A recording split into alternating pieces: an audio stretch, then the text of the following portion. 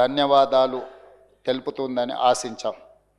తెలంగాణ రాష్ట్ర అభివృద్ధి సంక్షేమంలో కలిసి వస్తుందని ఆశపడ్డాం. కానీ ఆ పార్టీ తమ అహంకార ప్రవర్తనను మార్చుకోలేదు. ధన్యవాదాలు తెలపాల్సిన చోట కూడా ప్రధాన ప్రతిపక్ష నేతలు ఆరోపణలు ప్రత్యారోపణలతో సభను తప్పుదోవ పట్టించారు. 4 కోట్ల తెలంగాణ ప్రజలకు ఈ అంశం తీవ్ర నిరాశకు గురి చేసింది.